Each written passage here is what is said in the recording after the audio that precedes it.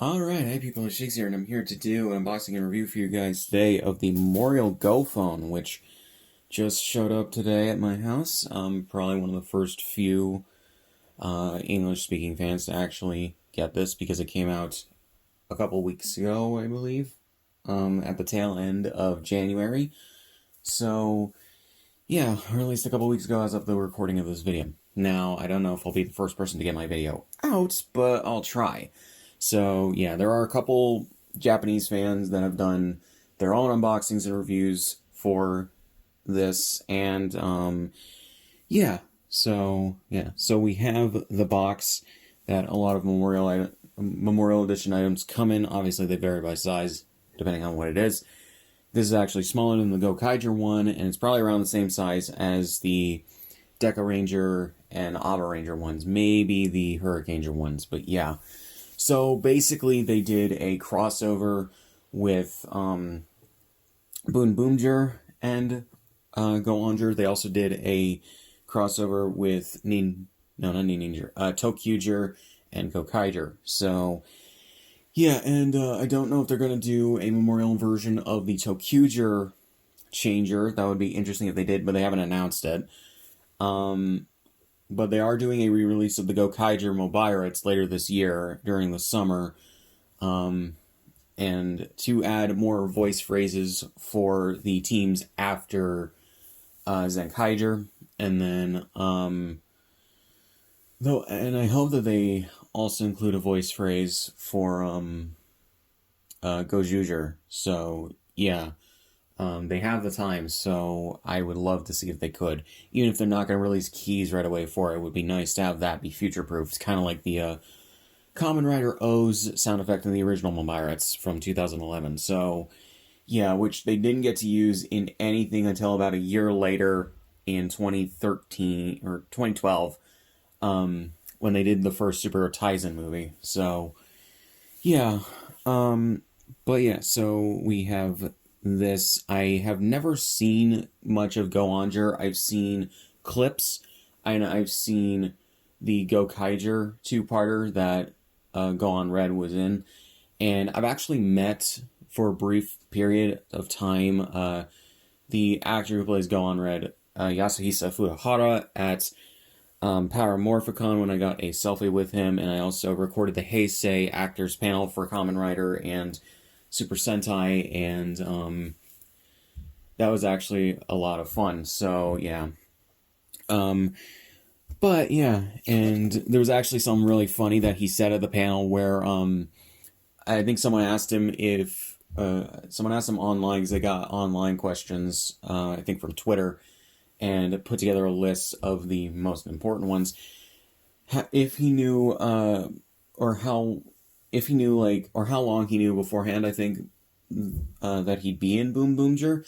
Basically, he didn't get the call right away, or whatever, from Toei to be in the show, but he figured he was going to be when he saw some of the toys announced for the Boom Boomger toy line. So that got spoiled for him. But yeah, you would think that Toei would contact him before the toys would go out, to make sure that he knew beforehand that there would be a Go-Onger crossover. But yeah, so yeah, but yes, we have this. I did open it a little bit once, but I didn't really do anything with it. I just closed it pretty much immediately. So it has the tissue paper that all of these things are wrapped in, usually, when you get it. So, yeah.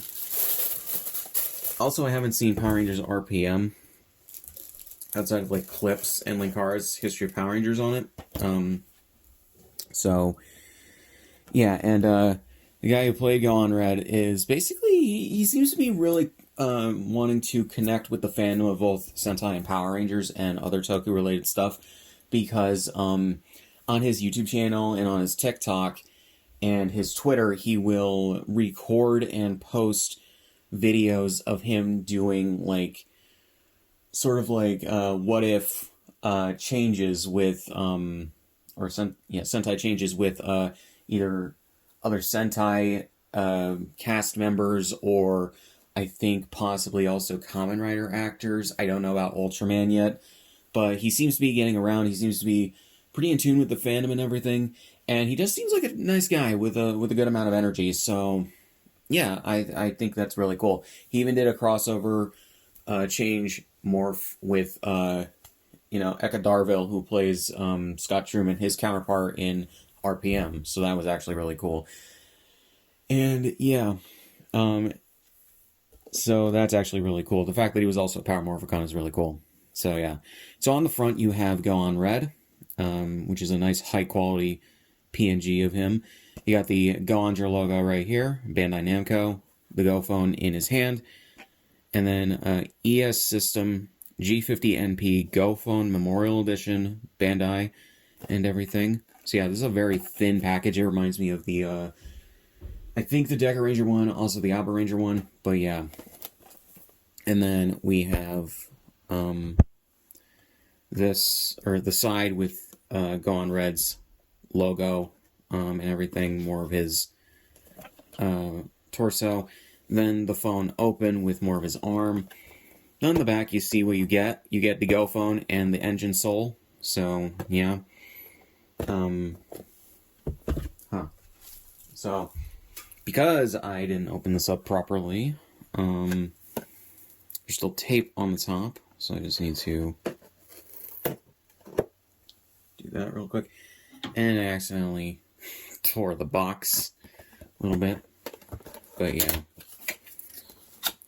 So there's a QR code for something, I don't know. Something for 1,000 yen. Yeah. So we have right here the Go phone and engine sole. There's nothing else in this box besides this cardboard that I think was supposed to go on this, but whatever.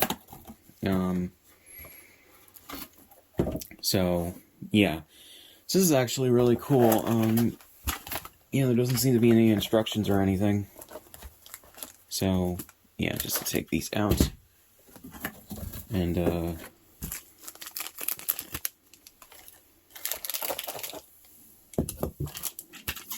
yeah, so there wasn't any tape on the bag for the engine sole, but there is tape on the bag for the phone itself, which is a choice. Like, I understand it, but yeah.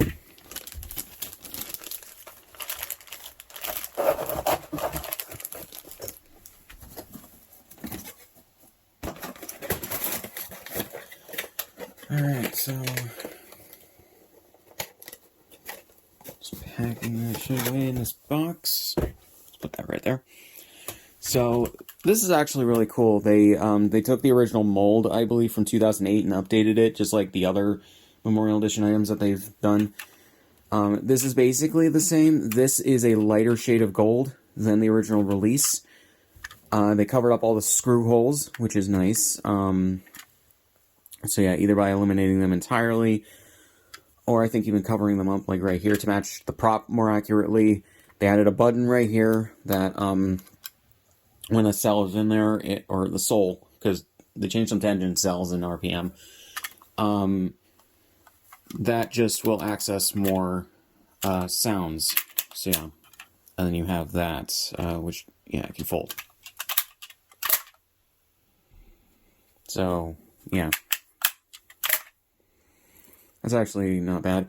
Doesn't quite snap open like the Mobiritz does, but, enough playing around with it and you'll probably get it. So I want to just compare it real quickly to the Mobiritz. The Mobiritz, the Memorial Edition one, was slightly bigger than the original. I think that matched the prop a little bit more, but also maybe to have a bigger sound chip and better, sounds in it. But yeah, so I think this is roughly the same size as the original, because all of the electronics went into the engine sole, so, yeah. But there's the same level of, tooling and everything, and also they got rid of the copyright stuff on the back that was there originally. And then we also compare it to the Memorial Edition, what is it? The Deca Ranger changer. I forget what it's called, I'm sorry. But yeah, where they also got rid of most of the screw holes. Actually, now I notice that there's 4 screws on the back and right there. So didn't quite get rid of that, but yeah. And I didn't notice that in my review of it. So yeah, so I have notes on what you do with this. So the phone itself does not have any electronics in it. I don't know whether or not whether to say sadly or not. But the engine soul does, and I'm assuming it takes 1 or 2 watch batteries. So you just open that when it's time to replace the batteries. So yeah. So this is actually pretty nice. You have ES right there and 0P. So yeah, and then the Go-Onger logo. Change right there. So yeah, so you take this out to activate it.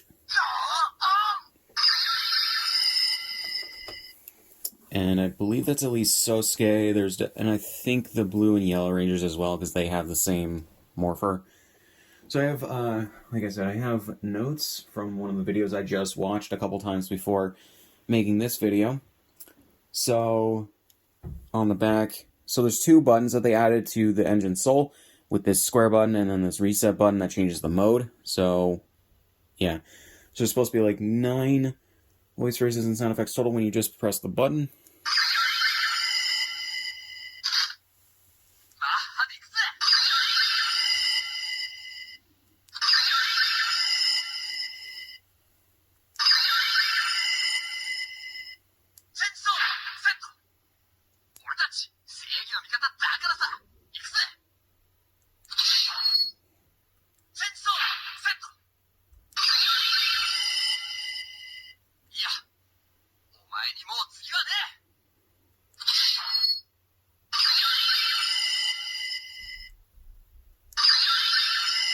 And I guess press it again if you want to stop the sound pretty quickly.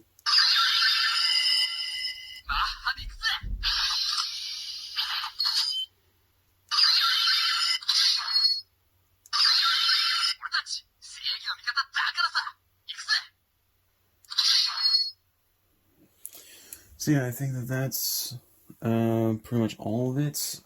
That's voices and sound effects. So yeah, so to change the modes, you press this button. I think at least. Or I think you press both at the same time, actually.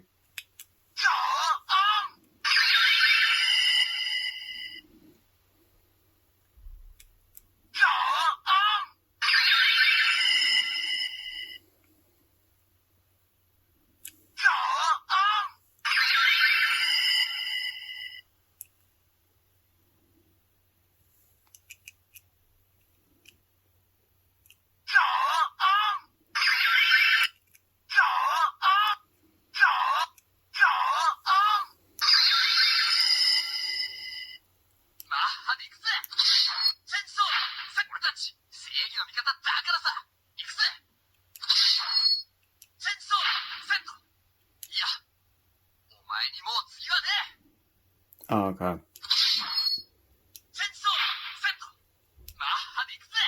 So I think there's like 2 modes. It's like a Sosuke mode and a mode that's just for the sound effects altogether.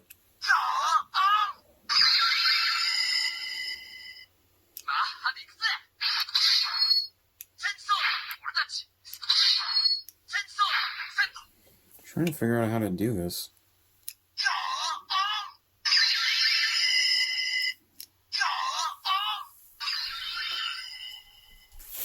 Hold on.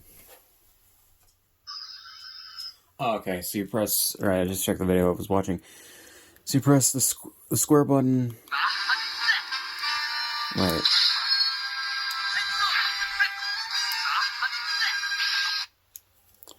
Okay, so press the square button.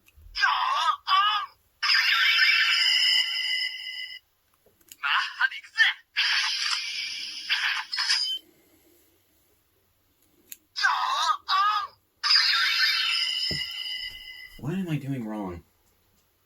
Pressing the square button and round button activates role-playing mode.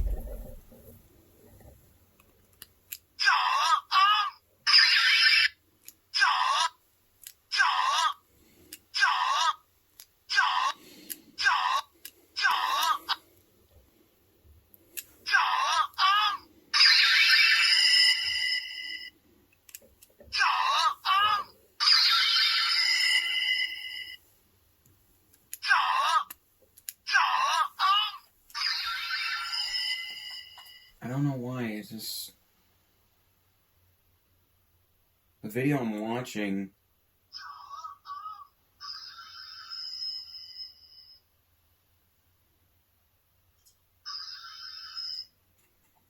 Pressing the square button and round button activates role-playing mode. I have no idea.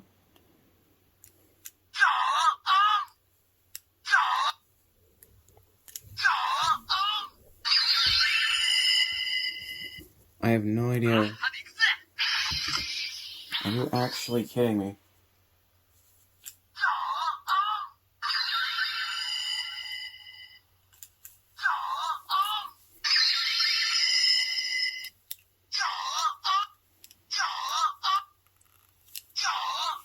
I don't know. Basically, when you press those, you're supposed to get just a role-playing mode that just plays the sound effects. I don't know what I'm doing wrong, because I can't get it.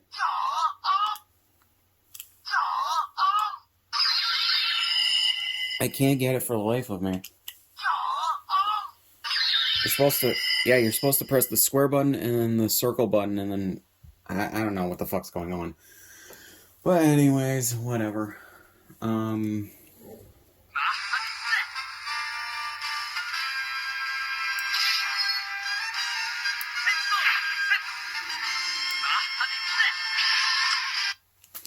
So yeah, that's the other music. So, there we go. So, let's do the transformation. What am I supposed to press to unlatch? Ah, there we go. Huh. That seems really unintuitive to open it with. I'm trying to remember what hands you're supposed to hold these things with. So I guess that's... Yeah. So.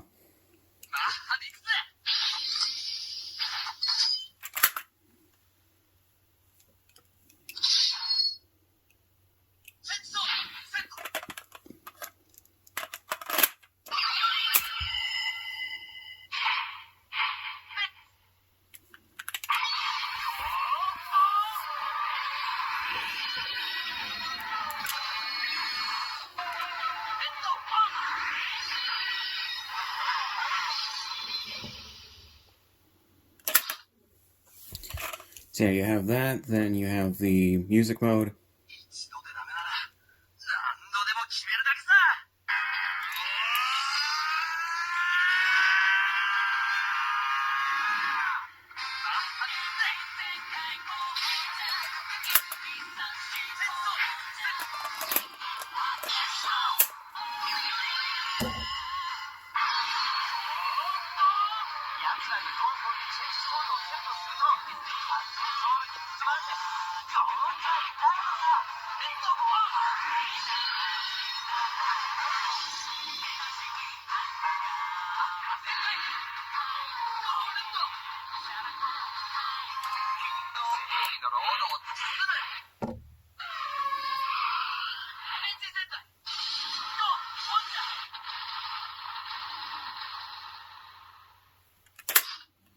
So, okay, that was the first background music mode that plays the Go-Onger theme song. I'm sorry if it gets muted for copyright.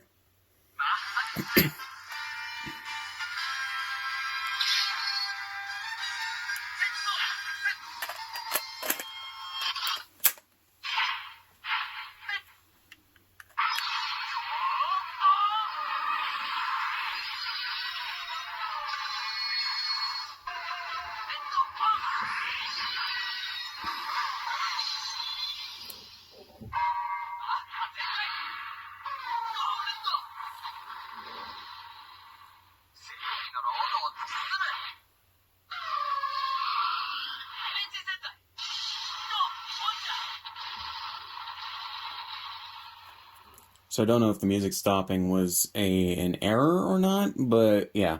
So that was basically just the transformations. The role-playing mode, you just get the sound effects without the voice lines. So, yeah. If I could figure out how to do that after I will splice that in somewhere. But yeah, so there's about 16 different voice lines with this. You just press 1 to hear them.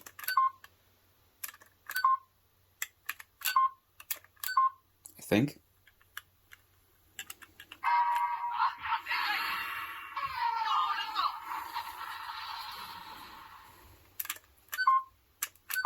At least I think. Okay.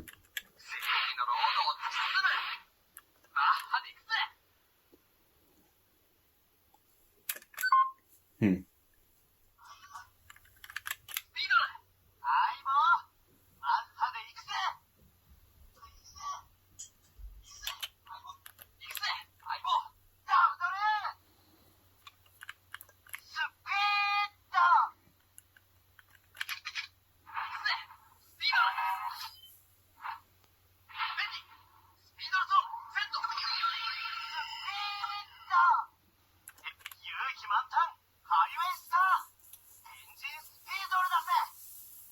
Yeah, some of these voice lines I don't know if they're like, I don't know.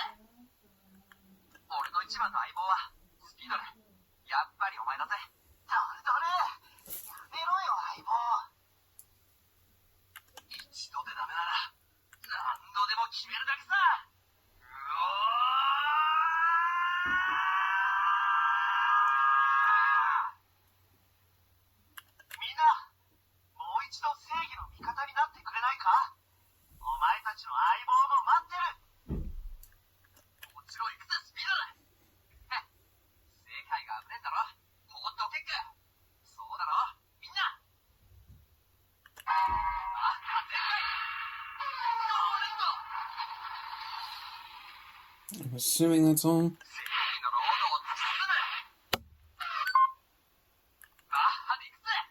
Yeah, so that's all of them. So then you get some engine O combinations, or combination sounds. So you go 5, pound, 6.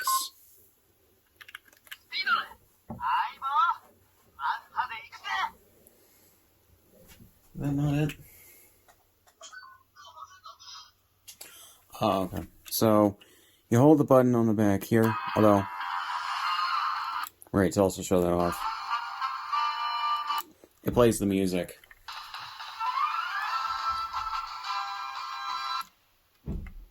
But you hold it back.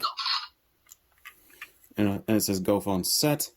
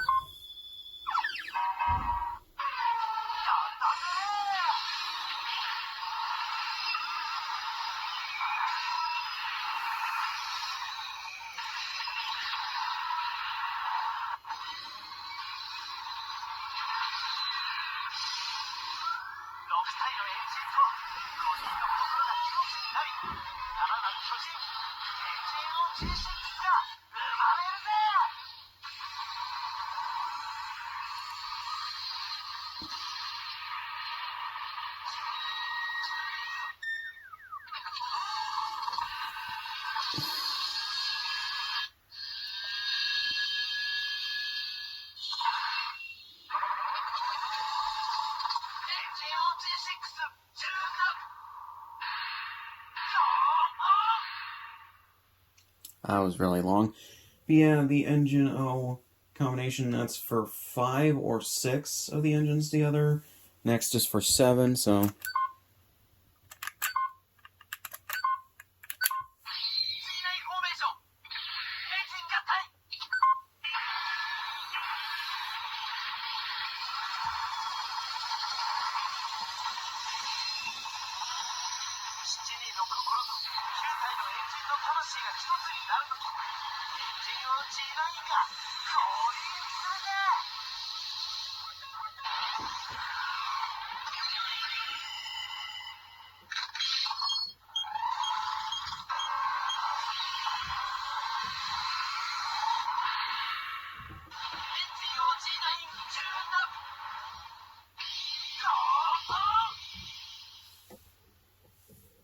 So that was it for the 9, or no, 7 combination. Now for the 12, so...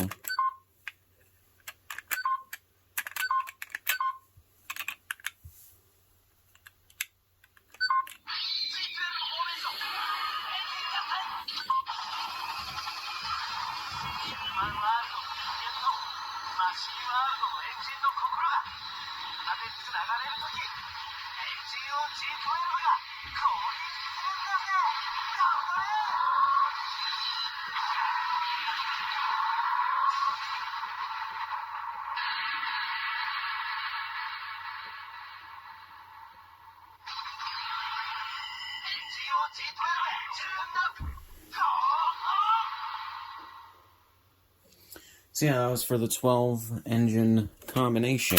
So, yeah. So...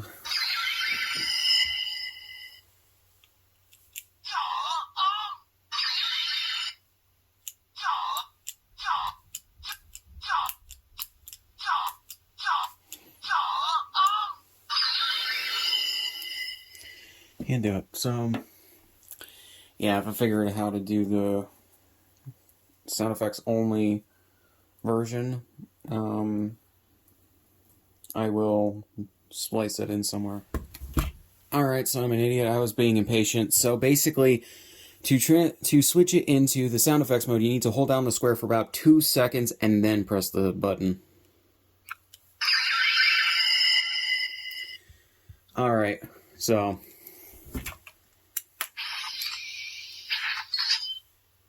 basically, with the transformation, you do that if you want to do the role play.